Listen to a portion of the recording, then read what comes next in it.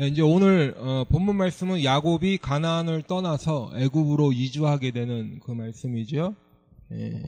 야곱은 이제 22년 전에 잃어버린 줄로만 알았던 아들 요셉, 죽은 줄만 알았던 요셉이 살아있다는 소식을 듣게 되었습니다.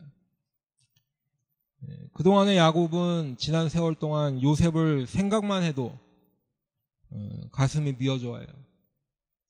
그 슬픔을 말로 표현할 수가 없어.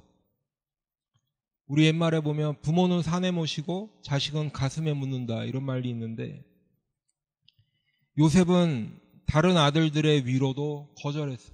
그만큼 요셉을 잃은 그 슬픔은 이루 말할 수가 없었습니다. 그런데 그 요셉이 살아있다는 소식을 듣게 되었어요. 그냥 살아있는 정도가 아니라 애굽의 총리가 되었다라는 소식을 듣게 되었습니다. 그리고 그 애굽의 총리가 된 요셉이 이제 아버지 야곱과 온 가족을 애굽으로 모시겠다는 거죠. 요셉은 연로하신 아버지 야곱을 모시기 위해서 이제 그 먼 길을 타고 갈 수레도 보내드렸습니다. 야곱은 그 수레를 보고 나서야 이제 그 말이 실감이 되었고 기운도 소생하였어요. 내가 죽기 전에 가서 그를 보리라. 이제 야곱이 애굽으로 내려가는 거예요. 이제 야곱은 자신의 모든 소유를 이끌고 가나안을 떠나 이제 브엘세바에 이르렀어요. 야곱은 그동안 보면 헤브론, 마므레 근처에 살고 있었는데 이제 가나안 땅을 떠나서 애굽으로 내려가고 있는 그 여정의 한가운데 있죠. 그런데 이 순간 야곱은 브엘세바에서 하나님을 찾아 하나님께 희생 제사를 드리고 있는 모습을 우리가 볼 수 있어요. 너무나 보고 싶었던 그 아들 만나러 가는 길이에요. 그저 마음속에는 그 아들을 만나 그동안 어떻게 지내는가 안부를 묻고 그래서 그 아들과 함께 그냥 얼굴 볼 생각에 마음이 설레고 들뜨고 또 기쁨의 눈물까지 흘렸는지도 모르겠지만 그 길을 가고 있어요. 그런데 야곱은 그 가는 길 도중에 브엘세바에서 하나님께 희생 제사를 드리고 있다라는 거예요. 그러면 애굽으로 아들을 만나러 가는 이 순간, 뭐 야곱이 지금 다른 정신이 있겠어요, 그죠? 오직 요셉만 생각하면서 애굽으로 가고 있는 텐데 그 순간에 야곱은 왜 하나님을 찾을까? 그 이유는 바로 애굽에 대한 두려움이 있기 때문에, 애굽으로 내려가는 것에 대한 두려움이 있기 때문이라는 거예요. 야곱은 지금 하나님께서 자신의 할아버지인 아브라함에게 하신 말씀을 기억하고 있는 거죠.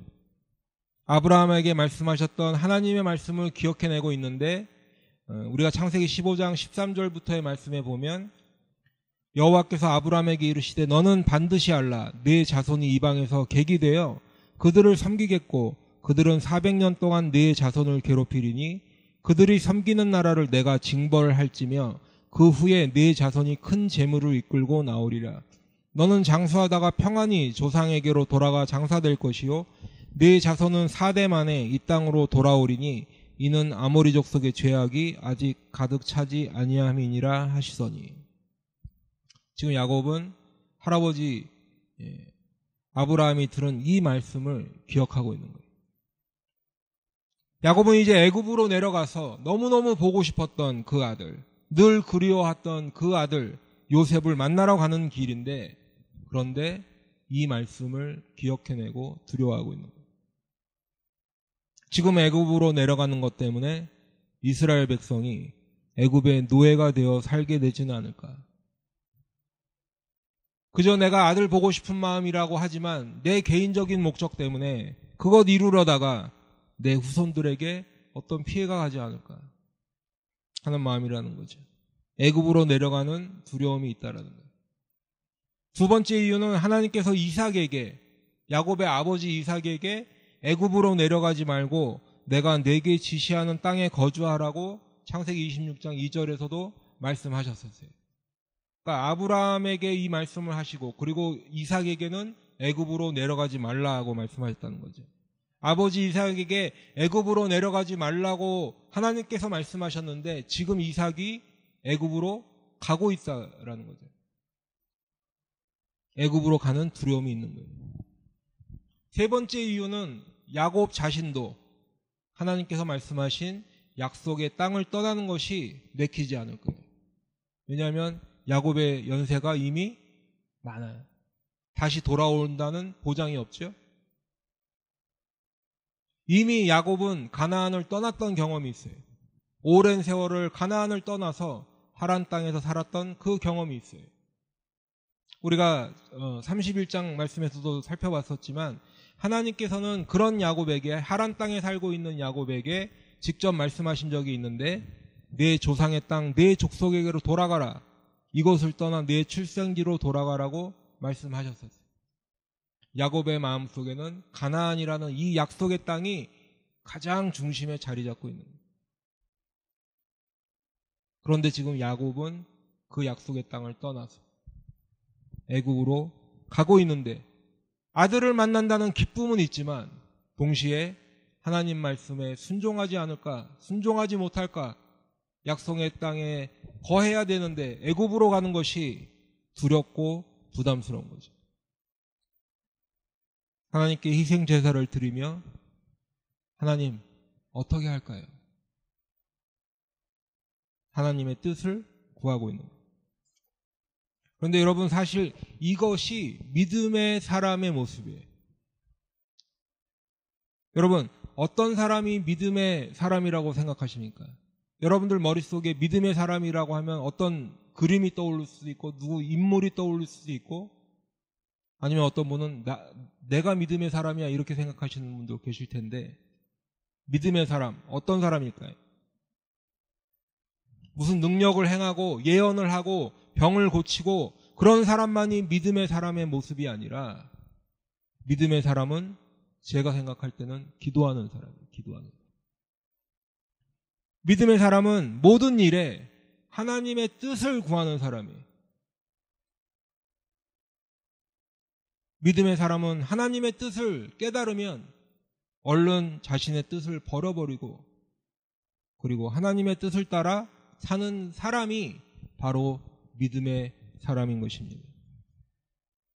야곱은 자신이 요셉을 만나러 가는 것이 혹시 자신의 욕심은 아닌지, 내 뜻, 내 욕심 따라가다가 하나님께서 이곳에 머물러 살라고 하신 가나안 땅을 버리게 되는 것은 아닌지 하나님께 여쭈어보고 하나님의 뜻을 구하는 거예요. 여러분, 그러면 과연 우리는 어떻습니까? 한번 우리 가만히 생각해 봅시다.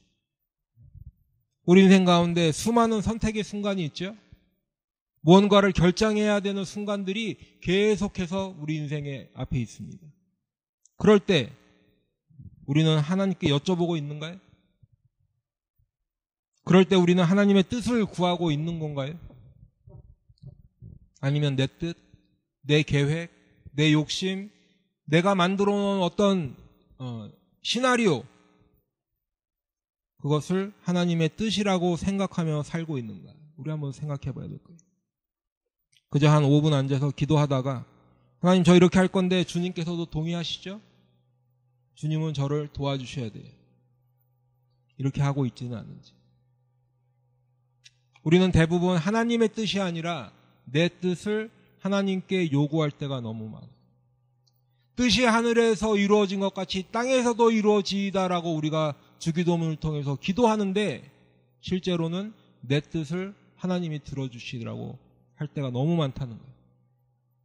하나님도 내 뜻에 따라 맞춰주셔요. 그런데 야곱은 하나님의 뜻을 구하고 있어요. 아무리 요셉을 만나는 것이 중요하고, 야곱이 요셉을 만나러 간다고 어디를 간다고 하든 이것은 너무나 당연해 보이는 일이에요. 하지만 야곱에게는 요셉보다 더 중요한 것이 있는데, 바로 야곱의 하나님, 이스라엘의 하나님, 그 하나님이 더 중요하고 그분의 뜻이 더 중요한 거예요. 자신을 보호하시고 인도하시고 함께 하시는 그 하나님이 야곱에게는 무엇보다 중요한 하나님이세요. 그리고 그렇게 하나님의 뜻을 구하는 야곱에게 그 밤에 하나님께서 이상 중에 나타나셨어요. 야곱아 야곱아 부르시는. 여러분, 저는 이 말씀을 준비하면서 묵상하는데 하나님께서 야곱아 야곱아 부르시는 이 말씀이 너무 은혜가 돼. 야곱아 야곱아 부르는 이 말씀. 여러분 한번 상상해 보세요. 하나님께서 내 이름을 불러주시는 거예요. 다른 사람도 아니고 내 이름을 직접 하나님께서 불러주신다. 한번 생각해 보세요. 주님께서 여러분의 이름을 불러주시는데 주님 제가 여기 있나이다 하시겠어요? 아니면 하나님 저 지금 바쁜데 왜 부르세요? 이렇게 하시겠어요? 당연히 우리 성도님들은 뭐라고 하실 거예요? 할렐루야. 꼭 그렇게 하세요. 주님 저 바빠요. 나중에 부르세요. 이렇게 하시면 안 돼요. 주님 제가 여기 있나이다. 야곱도 여러분들처럼 주님 내가 여기 있나이다. 무슨 의미예요? 주님 제가 여기 있습니다. 주님께서 말씀하시면 제가 듣겠습니다. 주님 말씀이라면 제가 순종하겠습니다. 내 뜻을 하나님께 이해시키는 것이 아니라 하나님의 뜻을 말씀하시면 그것을 제가 깨닫기만 하면 깨닫는 순간 즉시 저는 듣고 순종하겠습니다. 하나님께서 그런 야곱에게 말씀하시는데 뭐라고 하세요? 나는 하나님이라 내 아버지의 하나님이니 하시는 거예요. 하나님께서는 그동안 야곱의 삶을 통해서 많은 순간 야곱에게 보이시고 나타나시고 또 말씀도 여러 번 하셨어요. 야곱의 인생에 개입도 하시고 인도도 하시고 야곱을 하나님의 말씀으로 인도하셨어요. 베델에서도 만나주시고 야복강 나루터 브니엘에서도 야곱을 만나주셨어요. 그렇기 때문에 나는 하나님이라 야곱 내 하나님이라 하셔도 될 것 같은데 하나님께서 나는 하나님이라 내 아버지의 하나님이라 하고 계시다는 거죠. 그런데 오늘 1절에도 보니까 야곱이 브엘세바에서 하나님께 희생제사를 드렸는데 누구에게 드렸다고 기록되어 있어요? 그의 아버지 이삭의 하나님께 희생제사를 드렸다. 왜 그랬을까? 이날 갑자기 야곱의 믿음이 약해져서 하나님과 관계가 서먹서먹해져서 그러시는 걸까? 그래서 하나님께서 마음이 좀 불편하셔서 야곱의 하나님이라 내 하나님이라 하지 않으시고 내 아버지 이삭의 하나님이라 하시는 건가? 왜 그런 것 같아? 그것은 야곱의 믿음이 약해져서 그런 것도 아니고 하나님께서 마음이 언짢으셔서 그런 것도 아니고 바로 하나님께서는 어제나 오늘이나 영원토록 동일하신 하나님이시라는 것을 야곱에게 말씀하고 계십니다. 조금 전에도 말씀을 드렸지만 가나안은 하나님의 약속의 땅이죠. 하나님께서 아브라함과 이삭에게 이 가나안 땅을 약속으로 주시며 이곳을 떠나지 말라고 말씀하셨는데 아브라함과 이삭에게뿐만 아니라 야곱에게도 동일한 말씀을 하셨어요. 그런데 야곱은 지금 가나안을 떠나고 있죠. 요셉을 만나러 애굽으로 가고 있어요. 그러면서 하나님께서도 예전에는 가나안 땅에 머무르라고 하셨는데 돌아가라고 하셨는데 지금은 야곱에게 뭐라고 말씀하셔요? 애굽으로 내려가라. 그러면 야곱의 입장에서 지금 이 말씀이 하나님의 말씀인지 아니면 자신의 욕심인지 분간하기가 쉬웠을까요? 모르겠어요. 여러분은 기도 많이 하셔서 분간이 삭삭 될지 모르지만 저 같은 경우도 헷갈렸을 것 같아요.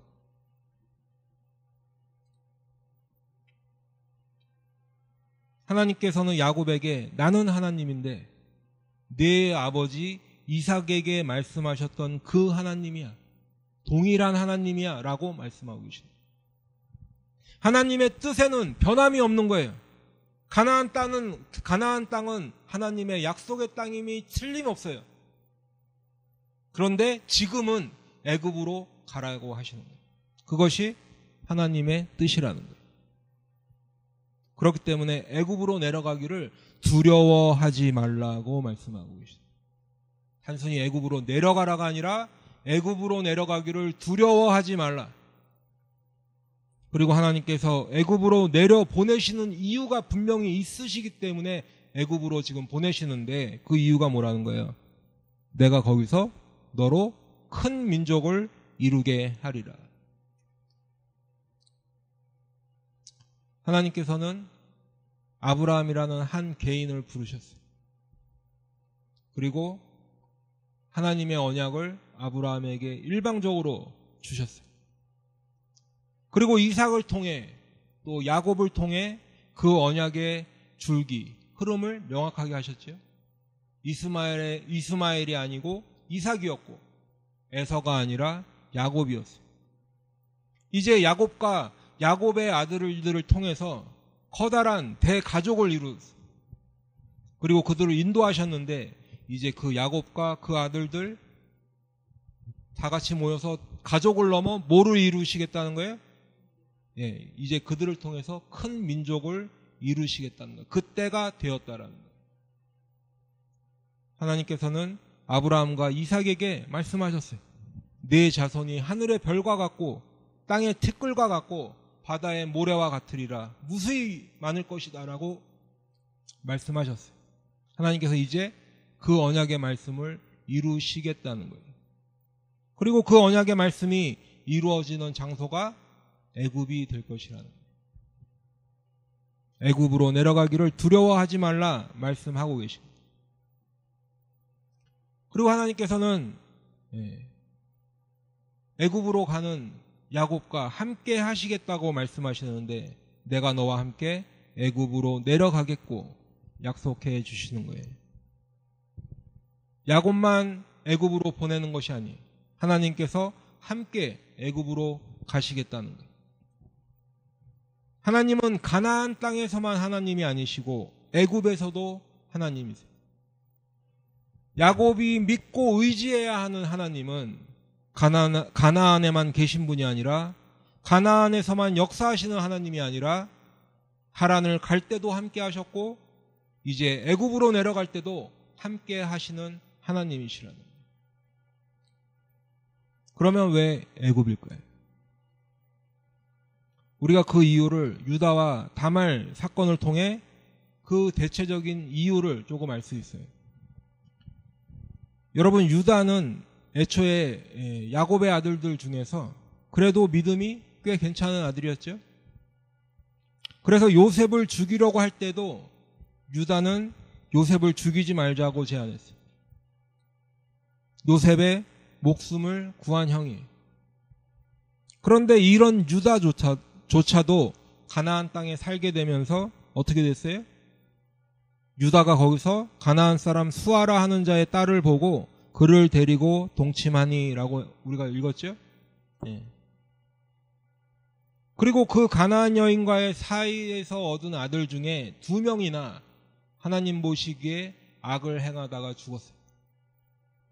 가나안 사람과 함께 살다가 그들의 문화에 젖어들게 되면 이스라엘 백성이 타락하고 하나님을 떠나는 것은 시간 문제, 아주 명확한 결과예요.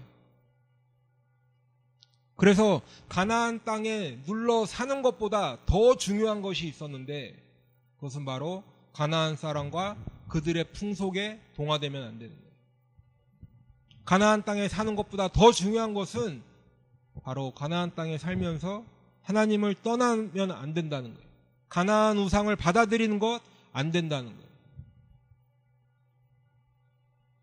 그런데 그 중에 믿음이 조금 좋다는 유다도 지금 가나안 여인을 만나서 결혼을 해서 하나님 보시기에 악을 행하는 아들을 두는 이런 상황인데, 나머지 형제들은 안 봐도 결과가 뻔하겠죠. 아직 민족이라고 하기에는 몇 명 되지 않는 이 유다의 가족들은 가나안 땅에서 가나안 사람들과 동화되지 않고 살아가기는 보통 어려운 일이 아니에요. 침략도 하고 회유도 하고 할 거 아니에요, 그죠? 하나님께서는 그들을 일정 기간 동안 이스라엘이 큰 민족을 이루기까지 따로 떼어 놓으셔서 이제 보호하시고 그들을 번성케 하기로 작정하셨는데 그곳이 바로 애굽이라는. 그래서 하나님께서는 요셉을 애굽으로 미리 보내신 거예요. 그렇기 때문에 제가 지난주에도 말씀드렸지만 애굽의 총리가 되는 것이 요셉의 꿈의 목적이 아니라고 말씀드렸죠. 지금 애굽과 그 근방의 모든 곳이 아주 심각한 흉년이 들었어요. 기근에 시달리고 있어요. 먹을 것을 구하지 못해 사람들은 굶주림에 죽어가고 있는 그런 상황이에요. 그런데 이때 아무런 연고도 없는 야곱과 그 아들들이 애굽으로 이주해서 살겠다라고 하면 애굽 사람들이 잘 오셨습니다, 환영해 줄까요? 그렇지 않아요. 오히려 자기네 땅에 들어와서 살지 못하도록 막아설 거예요. 위협도 하겠죠? 그런데 하나님께서는 요셉을 애굽으로 미리 보내셨다는 거예요. 그래서 바로에게 아버지로 삼으시고 그 온 집의 주로 삼으시고 또 애굽 온 땅의 통치자로 삼으시는 그 일을 계획하시고 이루어 주셨어요. 요셉의 아버지와 형들이 온다는 소식이 들렸을 때 바로와 그의 모든 신하들이 기뻐했습니다. 애굽 사람들의 환영을 받으며 내려가게 되었어요. 요셉은 하나님의 이 큰 구원의 진리를 깨달았어요. 하나님이 큰 구원으로 당신들의 생명을 보존하고 당신들의 후손을 세상에 두시려고 나를 당신들보다 먼저 보내셨으니 그런즉 나를 이리로 보낸 이는 당신들이 아니요 하나님이시라. 요셉도 이렇게 고백하는 거예요. 하나님이 요셉을 미리 보내시고 준비해 주시는 거예요. 조금 전에 가나안 땅에 사는 것도 중요하지만 가나안 사람들과 동화되어 우상 숭배로 빠지면 안 된다 이렇게 말씀을 드렸는데, 그런데 여러분 애굽도 사실은 우상 숭배하면 둘째 가면 서러울 만큼 아주 우상 숭배의 나라죠. 그렇죠? 나중에 애굽에서 나올 때 보면 알 수 있잖아요. 애굽에도 얼마나 그 우상이 만연한 곳인가. 그래서 요셉은 형들과 그 아버지를 만나서 미리 당부하는 말이 있는데, 바로가 당신들의 직업이 무엇이냐 물어보게 되면 목축하는 목자들이라고 말하라고 당부하고 있어요. 그런데 요셉의 말대로 애굽 사람들은 목축하는 사람들을 가증히 여겨요. 애굽 사람들이 목축하는 사람들을 혐오한다는 말이에요. 싫어한다는 말이에요. 그러면 아버지와 자신의 형들이 이런 혐오의 대상이 되는 것이 아니라 뭔가 애굽 사람에게 존귀하게 여김을 받고 이쁨을 받고 애굽 사람들과 함께 어울려서 살기 좋게 보이도록 그런 소개를 하지 않고 왜 이런 가증히 여길 만한 그런 소개를 하고 있을까? 이유가 분명히 있는데, 지금 야곱과 그 형들은 누구의 친족들이라고요? 애굽의 총리 요셉의 친족들이잖아요. 그렇죠? 그 친족들이 지금 애굽에 왔어요. 바로의 신임을 한 몸에 받고 있는 애굽의 총리 요셉의 아버지 요셉의 형들이에요. 애굽 사람들이 목자들을 가증히 여기긴 하지만 그래도 자신들의 땅에 사는 것은 허용할 수밖에 없겠죠. 그 들어온 사람들이 다른 일반 사람들이 아니라 요셉의 아버지이고 형들이잖아요. 그래서 자기네 땅에 사는 것은 허용할 수밖에 없어. 그런데 가까이 사는 건 원하지 않겠죠. 그러면 고센이라는 이 나일강 하류의 비옥한 땅에서 야곱과 그 아들들은 목축을 하며 섞여 살지 않고 그들 나름대로 살 수 있다는 거예요. 뿐만 아니라 애굽 사람들도 굳이 이스라엘 사람들을 찾아올까요? 찾아오지 않아요. 그냥 거기 산대 이렇게 하겠죠. 접근하지 않은. 이제 야곱과 그의 아들들, 이스라엘 백성은 애굽 사람들과 동화되어서 우상 숭배에 물들지 않고 살아갈 수 있겠죠. 기근에도 살아남으면서 동시에 하나님의 백성으로 그 수가 늘어나는 토대가 마련이 되는 거예요. 그러나 이 애굽은 이스라엘 백성이 영구히 살아가야 될 그런 곳은 아니에요. 하나님께서는 이미 알려주신 대로 이방에서 객이되어 살아가다가 때가 되면 하나님의 약속의 땅 가나안으로 돌아갈 것이라고 말씀하셨어요. 애굽에서 사는 기간은 하나님께서 이스라엘 백성을 민족으로 번성하게 해주시기 위해서 필요한 기간일 뿐이에요. 그리고 그 장소는 애굽인 것이에요. 출애굽기 1장 7절의 말씀대로 이스라엘 자손은 생육하고 불어나 번성하고 매우 강하여 온 땅에 가득하게 되었더라. 이 말씀이 이루어지는 기간이라. 그런데 아무리 이스라엘 백성이 애굽에서 번성해도 애굽은 이스라엘 백성이 계속해서 살아가야 할 약속의 땅은 아닌 것이죠. 아무리 애굽에서 이스라엘 백성이 번성하고 강하여져도 하나님의 뜻은 변하지 않아요. 가나안이 아니라 애굽에서 번성하게 됐으니 약속의 땅을 그럼 옮겨버릴까? 이렇게 하지 않으신다. 이스라엘 백성은 애굽에서 그저 객으로 살아가는 것이고 나그네로 살아가는 것. 시편 105편 23절 말씀에도 보면 이에 이스라엘이 애굽으로 들어가며 야곱이 함의 땅에 나그네가 되었도다 말씀하셨습니다. 그래서 오늘 본문의 말씀처럼 하나님께서는 이제 애굽으로 내려가는 야곱에게 한 가지 더 약속을 확인시켜 주시는데 반드시 너를 인도하여 다시 올라올 것이며 약속하고 계신 거예요. 이미 하나님께서는 아브라함에게도 말씀하셨어요. 제가 초반에도 읽어드린 말씀이지만 이방에서 객이 되어서 400년 동안 괴로움을 당할 거예요. 그런데 반드시 약속의 땅으로 돌아올 때가 있는데 그때 하나님께서 이스라엘 백성이 섬기는 그 나라를 징벌하실 것이고 이스라엘 백성은 하나님의 약속의 땅으로 돌아올 것이라고 이미 약속해 주셨어요. 그때 아브라함에게 약속하셨던 하나님은 지금 야곱에게도 동일한 약속, 반드시 너를 인도하여 다시 올라올 것이다 말씀하시는 거예요.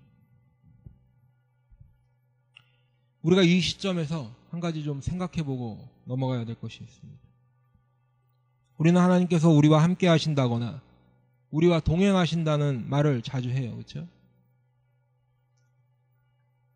그러면 하나님께서 우리와 함께 하신다, 우리와 동행하신다는 말의 의미가 무엇일까요? 우리의 인생은 늘 걱정과 근심이 있고 우리의 미래는 불확실하고 또 어떤 일이 우리에게 일어날지 알 수 없기 때문에 두려워하고 불안해하는데 하나님께서 함께 하셔서 또 동행하셔서 그런 불안, 두려움 없애주시는 그것이 하나님과 동행하는 것일까? 아니면 내가 소망하는 것, 내가 세워놓은 기도 제목이라는 것, 하나님께서 척척 이루어주시는 것, 그게 하나님과 동행하는 것일까요? 하나님께서 우리와 동행하신다는 것이 과연 무슨 의미일까? 하나님께서 우리와 동행하신다는, 우리와 함께 계셔서 동행하신다는 말의 의미는, 그런데 인간이 하나님을 찾아서 하나님과 함께 한다는 것이 아니에요. 하나님께서 우리와 함께 하신다는 말의 의미는 하나님께서 우리를 찾아오셔서 우리와 함께 하신다는 줄로 믿습니다. 그러면 왜 하나님은 우리를 찾아오셔서 우리와 함께 하실까요? 여러분의 인생에 놓인 그 장애물들 해결해 주시기 위해서 그러실까요? 아니면 여러분이 지금 마음속으로 생각하고 있는 것, 계획하고 있는 것, 여러분의 뜻을 이루어주기 위해서 하나님이 우리와 함께 하실까요? 조금 더 심하게 말씀을 드리면 여러분이 원하는 것, 내가 가지고 싶은 것, 내가 하고 싶은 것 이루어주는 무슨 요술램프의 요정 이런 거 영화에도 봤죠? 그런 존재가 되어주시려고 함께 하신다고 할까요? 그렇지 않다는 것은 여러분들이 이미 다 알고 계세요.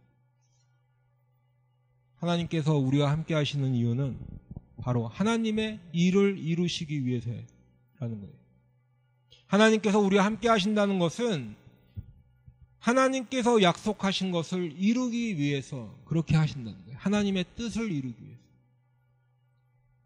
그러면 어떤 분은 속으로 이런 생각을 하는 분도 계실 거예요. 그러면 하나님은 도대체 뭘 하시는 거예요? 내가 필요할 때 나를 도와주시지도 않고 내가 원하는 것들 해주셔야 되는 분이 하나님이신데 하나님은 도대체 뭘 하시는 분일까?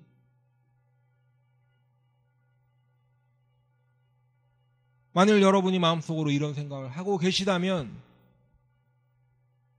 그것이 바로 하나님은 그저 내 소원이나 이루어주는 분이다 라고 그런 하나님을 찾고 있다는 증거가 된다는 거예요.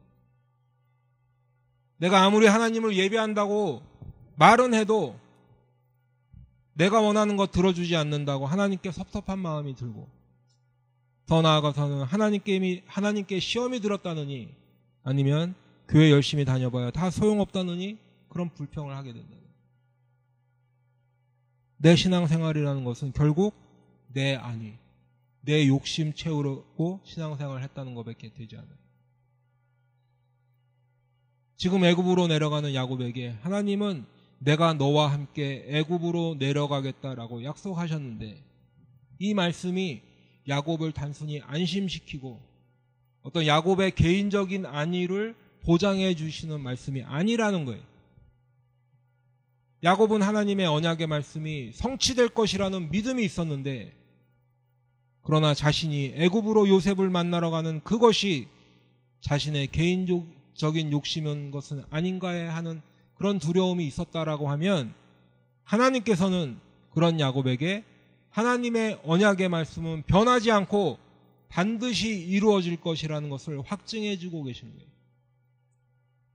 좀 더 명확하게 말씀을 드리면 지금 애굽으로 내려가는 것이 하나님의 뜻 안에 있는 일이라는 거예요. 그리고 하나님의 뜻은 야곱이 애굽으로 내려가는 것에서 끝나지 않고 거기서 이스라엘 백성을 데리고 나오시는 데까지 있다는 거예요. 이스라엘 백성은 그래서 애굽에서 살면서 하나님께 대한 믿음을 가지고 살아야 돼요. 하나님께 대한 믿음을 잃지 않고 살아가야 돼요. 하나님의 언약을 이어나갈 하나님의 백성다운 모습, 그 믿음의 모습으로 살아가야 되는 것이. 그런데 실제 삶은 어땠나요? 이스라엘 백성은 현실적으로는 애굽에서 점점 학대를 당했어요. 고난의 삶을 살게 되었어요.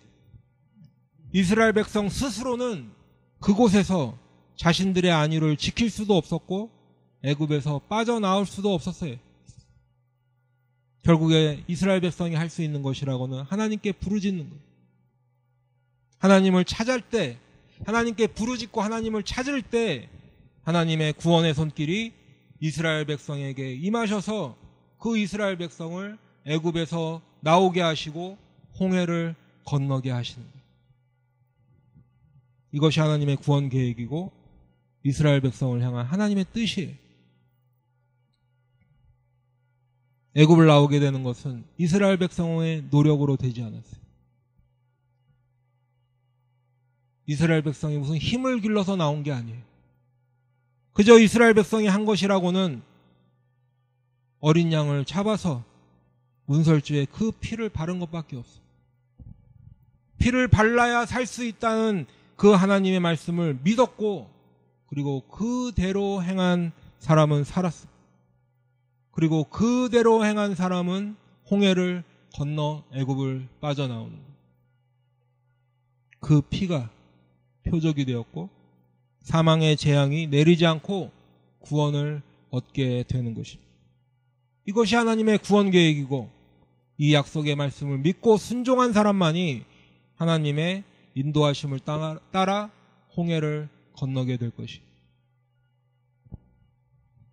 그런데 만일 하나님께서 단순히 야곱과 그의 아들들을 돕기 위해서 애굽으로 함께 가는 것이라면 굳이 왜 애굽까지 내려갈까요? 굳이 애굽까지 가지 않아도 하나님께서 도우실 방법은 무궁무진해요.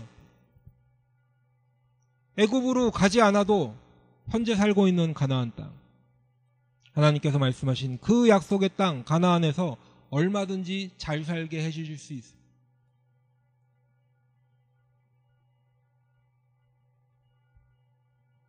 이스라엘 백성은 가나안에서 힘을 기르고 또 단결해서 다른 민족들의 공격을 막아내기도 하고 성공을 할 수도 있었을지도 모르겠어요. 근데 그렇게 되면 이스라엘 백성이 하나님께서 함께 하셔서 하나님의 은혜로 이기게 됐다고 생각할까, 아니면 내가 잘해서 우리가 힘을 잘 모아서 이기게 되었다고 생각할까? 답은 여러분이 이미 알고 계세요. 구원도 하나님의 은혜가 아니라 내가 잘해서 받았다고 생각하겠죠? 내가 열심히 했기 때문에 당연히 받을 만한 것 받았다, 그렇게 생각할 거예요. 그렇기 때문에 우리가 하나님을 단순히 나를 도우시는 분으로 생각하면 안 된다라는 거예요. 물론 하나님이 함께 하셔서 우리가 세상적으로 볼 때에도 좋은 것 받을 수도 있겠지요. 그러나 그것은 나에게 세상에 좋은 것을 주시는 것에서 목적이 있지 않다는 거예요. 그것을 통해서 나에게 주시는, 말씀하고자 하시는 뜻을 이루시기 원하는 하나님의 뜻이 거기 있다라는 거예요. 그 좋은 것이 목적이 아니라 그것을 통해 이루고자 하시는 하나님의 뜻이 무엇인가를 우리는 그래서 깨달아야 돼요. 반면에 어떤 분은 하나님을 열심히 섬겨도 세상 사람들이 말하는 좋은 것들 얻지 못하는 분도 계세요. 저 사람은 교회 열심히 다니는데 왜 이렇게 안 될까? 그렇죠?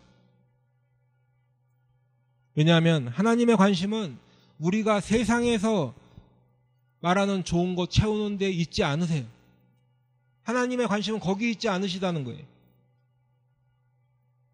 내가 세상에서 내 욕심 채우는 것, 그거 채워주시는 것에 하나님의 관심이 있지 않다는 거예요.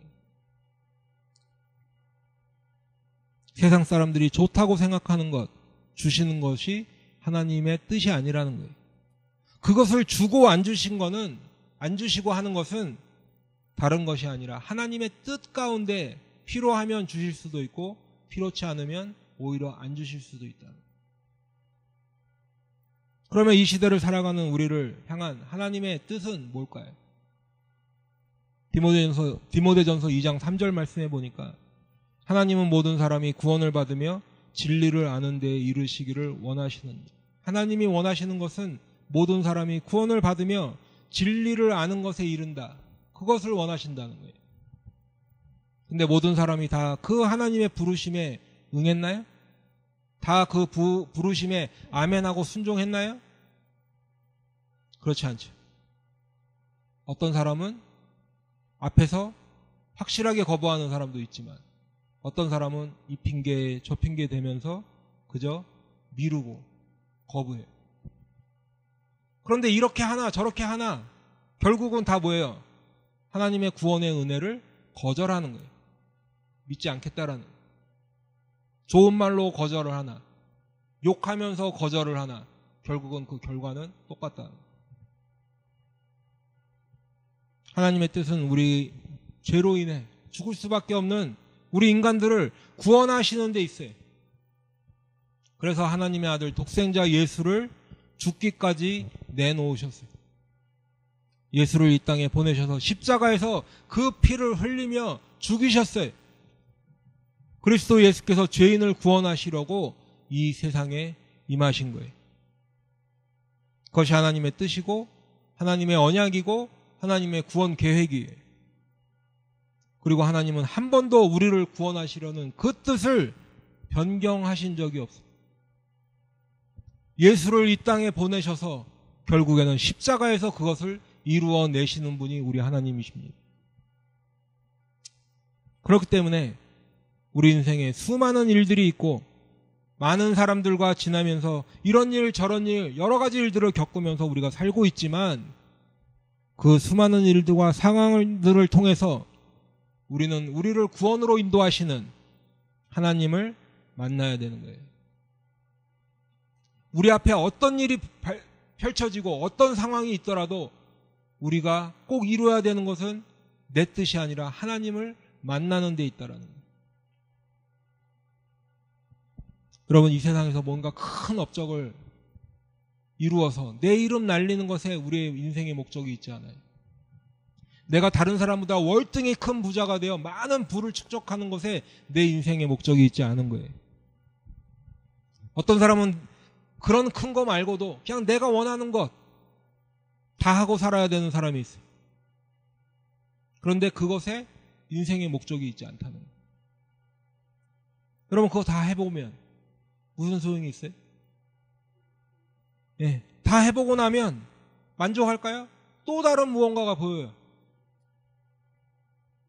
또 그 눈에 보이는 욕심내고, 또 이루어지면 또 욕심내고, 이루어지면 또 욕심내다가 결국에는 예수님도 만나지 못하고 어디 가는 거예요?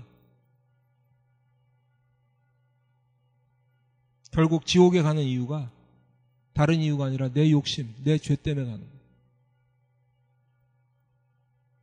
하나님의 뜻은 우리에게 그거 하지 말라고 말씀하시는 거예요. 지옥 가지 말라고 말씀하시는 거예요.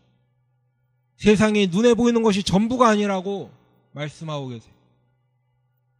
이 땅에서의 생이 다하면 반드시 우리가 가야 되는 세상이 있는데 죽음 이후의 삶이 반드시 있다라는 거죠.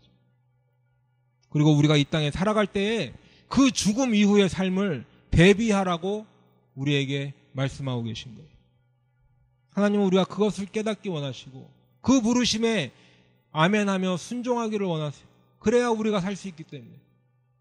그리고 그렇게 될 수 있는 방법을 이미 열어놓으셨고 완성해 주셨어요. 바로 예수님을 우리에게 주셨어요. 이는 그를 믿는 자마다 영생을 얻게 하려 하심이라. 이것이 하나님의 뜻이고 하나님의 구원 계획이고 이것이 복음이에요. 사랑하는 성도 여러분, 오늘 말씀을 통해서 우리는 야곱과 하나님의 관계가 아주 단단히 매여 있는 것을 볼 수 있죠. 야곱은 하나님의 뜻을 구했지만 하나님은 야곱에게 늘 함께 해주실 것을 약속하고 계셔요. 여러분은 어떠십니까? 하나님은 여러분을 구원으로 부르고 계신데 여러분의 관심은 하나님을 통해서 내가 얻을 이익이 무엇인가에만 있지 않은가요? 하나님은 나를 구원의 은혜로 부르고 계신데 하나님은 나에게 무엇을 채워주실까? 내 필요한 것 무엇 채워주실까? 거기에만 관심이 있지 않냐는 거예요. 내 욕심 채우기 위해 하나님이 필요한 것인지 아니면 하나님의 구원 계획과 하나님의 뜻을 이루어가는 것에 내 관심이 있는지. 저는 원하는 것은 여러분들이 이 말씀을 통해서 오늘 이 시간 한번 다시 돌아보는 그 시간을 되시기를 예수님의 이름으로 축원합니다. 그것이 우리의 영혼이 사는 길이에요. 기도하겠습니다.